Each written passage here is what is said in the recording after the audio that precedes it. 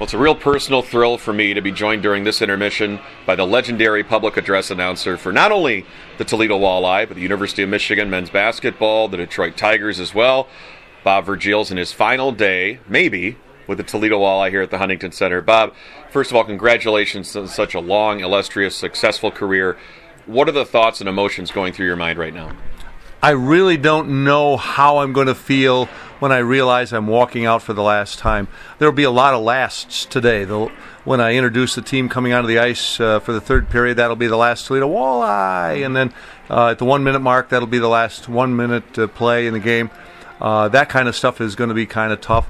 They're going to have me on the ice before the game, and they said, well, we'll hand you the mic if you want to talk. And I'm not decided whether or not I'm going to do that yet. It's going to be rather emotional, and I don't want to do anything that would make it difficult to get through. So, but it's kind of cool, some of the stuff they have planned, and they didn't tell me anything until today. And then, but it's really great, and some of the presents and the cards I've gotten from staff members and from fans. I had fans send me some cards too. So it just I'm going to try to treat it like every game, but I know it's not. The consummate professional, Bobb Vergiels, joining us. Now, take us back to the beginning then. How did you get started here in Toledo with hockey? What year was that, and what drew you to it? It was 1990, actually, a year before we had a franchise, and Cincinnati played Erie in an exhibition game. Barry Soskin at the time wanted to see if people would come back to hockey because it had been gone for 4 or 5 years after the Gold Diggers went out of business. And so he had an exhibition game, and I brought my son, who at the time was only 5 years old, and the announcer was really not very good, the PA man. So I sent a letter to Barry Soskin saying, I'm better, I got all this experience and everything, which was a lie. I hadn't done any of that. I mean, I'd been in radio, but I'd never done this. And so I met him for dinner, and we got done with dinner, and I said, Barry, would you like me to give you a tape, send you a tape? He said, listen, Bob, I've been sitting here for an hour listening to you talk with your mouth full the entire time. I've understood every word you said. You got the job. And so that's how it started. And I still have my original Toledo Storm ID, which is 001. Mm-hmm. So I was the very first person that was hired.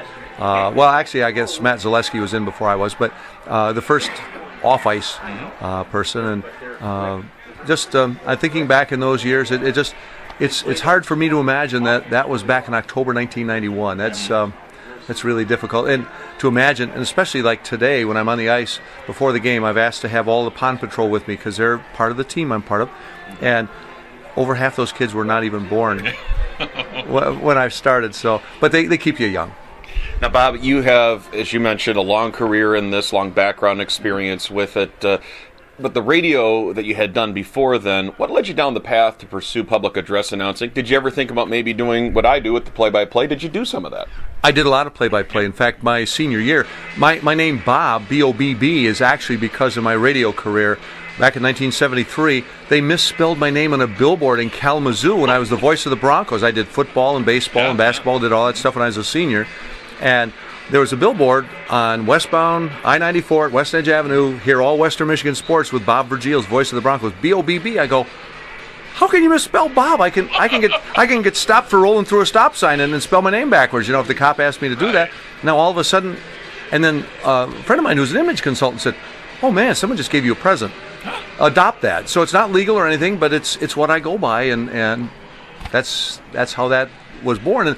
And the truth be known, I really wanted to be into play-by-play, but I just couldn't quite make it. Mm-hmm. I was okay, but I wasn't good enough to make it. So this came along, and my golly, I've almost 3,000 games later, I still kind of enjoy having that chance. Well, I think you made the right choice. I think a lot of fans out there would agree. Bobb Vergiels joining us. Bob, why is the end now for the Walleye? And the second part of that question, will you continue doing other things with Michigan basketball with the Detroit Tigers? The only reason I'm stepping away from the Walleye now is 20 years is a nice round number. Mm-hmm. 16 with the Storm and 4 with the Walleye. I feel good. I could probably go on for a long, long time. But it's one of those things where I already do over 200 games a year, and I really needed to look for a way to back off. I've already backed off a little bit at Wayne State University, and now with the Walleye, that probably opens up another 30, 35 nights over a 7-month period. So don't feel sorry for me. I'll still be out there someplace 185 nights a year, but it was just time. A lot of driving. You live in Monroe, so you go to Ann Arbor, you go to Detroit, you go to Toledo, and a lot of miles put on your car for those reasons. But as you look back on your time here in Toledo, what is your fondest hockey memory, the thing that stands out the most? 11:53 p.m. back in April 1993, and here comes the Toledo Storm down the ice. Happened right in front of me. Alex Roberts picked the puck up at center ice, shot it forward to Ian Duncan, who took it across the blue line. He dumped it to Mark Deasley, who just wound up and buried it past Francis Willett, and we beat Wheeling to win Toledo's first ECHL championship. And that was, I still have the stick from Frank Willett, the goaltender, because he was so mad. We were in the second overtime. He was so mad, he turned around and smacked the stick over the crossbar, broke it in half, and Russ Johnson, who was the referee, got both pieces, because people by that time were jumping onto the ice. He brought it over to me and said, "Bob, you got to hang on to this." He said, "I'm afraid," because one part was like a spear. Yeah. You know, and so I said, "Okay," and I still have that piece of memorabilia today. Finally, Bob, hopefully with a win here or maybe some help down the road in Kalamazoo, one of your old stomping grounds there, the Walleye would qualify for the postseason for the first time since the first season.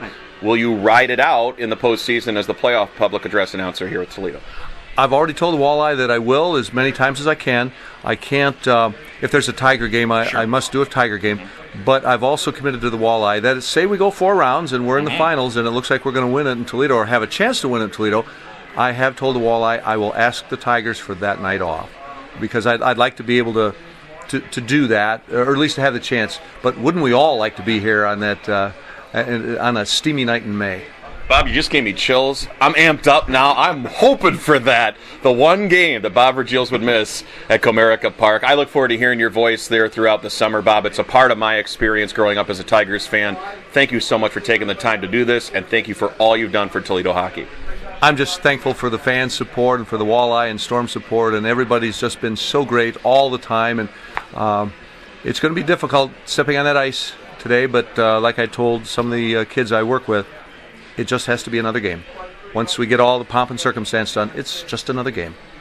Just another game to you, but this is our day to celebrate Bobb Vergiels. Again, thank you for the time, Bob. Best of luck in the future. Thank you very much, and fans, thank you for all your support.